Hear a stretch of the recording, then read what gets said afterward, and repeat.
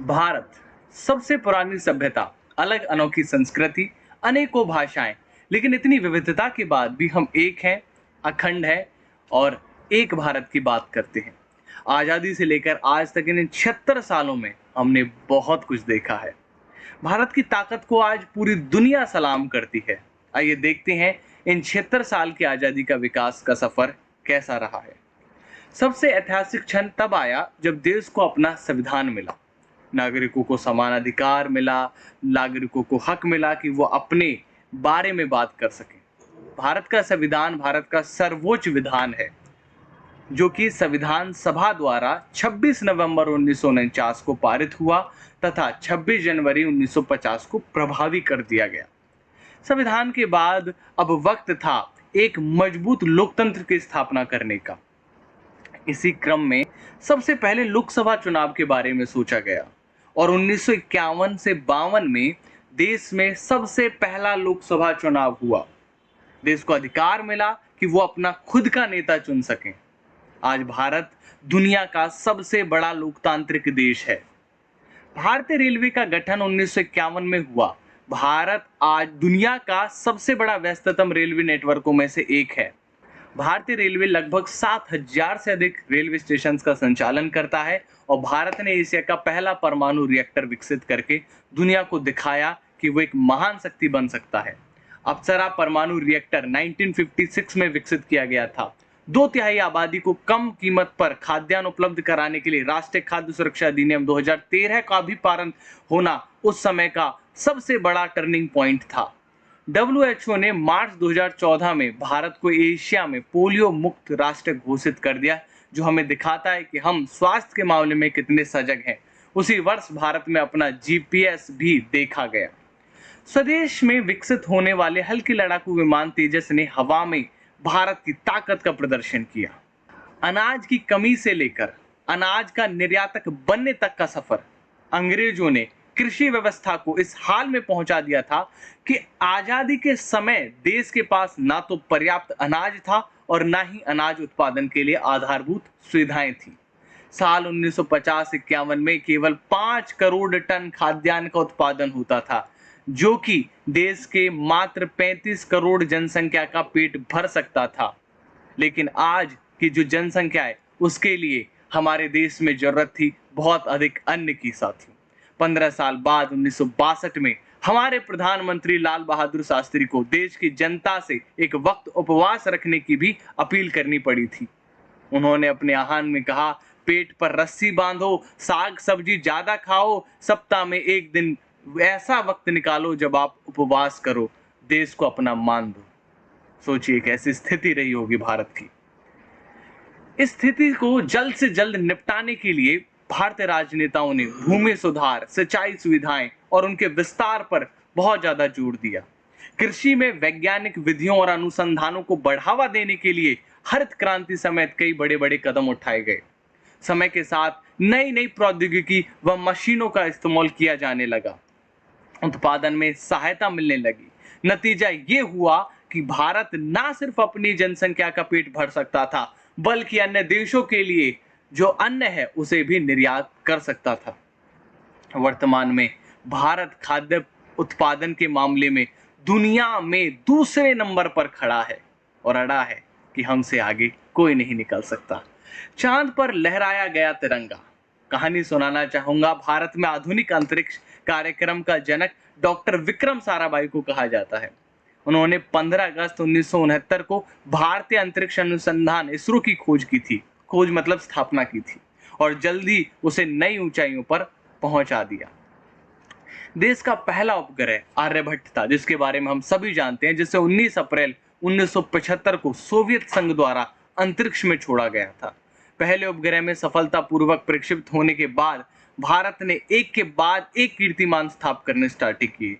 7 जून 1979 को भारत का दूसरा उपग्रह भास्कर पृथ्वी की कक्षा में स्थापित किया गया। इसके अलावा 22 अक्टूबर 2008 को इसरो के द्वारा चंद्रयान 1 भेजा गया और 14 नवंबर 2008 को चंद्रमा की धरती पर पहुंचा। चंद्रयान 1 ने चांद पर भारतीय तिरंगा लहराकर इतिहास रच डाला था और मानो संपूर्ण देश उस दिन कह रहा हो, चलो चांद के पार चलें। इसके बाद साल 2014 में भारत ने मंगलयान को मंगल की सतह पर उतारकर नई उपलब्धि हासिल की। 15 फरवरी 2017 को पीएसएलवी ने एक साथ 104 उपग्रहों को कक्षा में स्थापित कर विश्व रिकॉर्ड बनाया। यह सिलसिला यही नहीं रुका।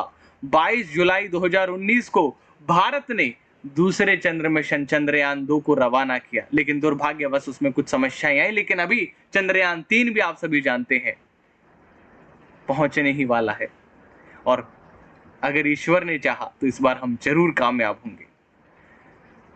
फिलहाल हमारी जिज्ञासा का ही परिणाम है कि आज भारत अंतरिक्ष क्षेत्र में इतनी बड़ी उपलब्धियां हासिल कर पा रहा है। आधुनिक हथियारों और उपकरणों से लैस भारतीय सैन्य बल विषम परिस्थितियों में भारत की अखंडता की रक्षा करने वाली भारतीय सेना का गठन ब्रिटिश शासनकाल में हुआ था। आजाद भारत में भी साल 1962 तक भारतीय सेना के पास पर्याप्त और आधुनिक हथियार नहीं थे। नतीजतन 1962 में भारत चीन युद्ध भारत को हार का सामना करना पड़ा था। उस दौरान ये एहसास हुआ कि भारतीय सेना को और मजबूत बनाने के लिए हमें आधुनिक हथियारों की बहुत अधिक नीड है। 1962 के बाद से भारतीय सैनिकों की संख्या 5,50,000 से बढ़ाकर 8,25,000 कर दी गई। इसके साथ सेना के प्रशिक्षण, संगठन और सिद्धांतों में भी अनेकों बदलाव किए गए। यंत्रीकरण के जरिए भारतीय सेना की क्षमता को और बढ़ाया गया। वर्तमान में भारतीय सेना के पास राफेल, सुखोई, मिराज, जैगुआर, तेजस, मिग-29, मिग-21 जैसे लड़ाकू विमान, बैलिस्टिक आकाश पृथ्वी जैसी मिसाइलें और अर्जुन और T-19 भीष्म जैसे टैंक, INS विक्रमादित्य जैसे एयरक्राफ्ट, INS अरिहंत और INS करंज जैसी पनडुब्बियां और आधुनिक राइफल्स जैसे विध्वंसक हथियार मौजूद हैं। महिलाओं को सशस्त्र सेना में भी शामिल करना एक बहुत ही बड़ा महत्वपूर्ण कदम है।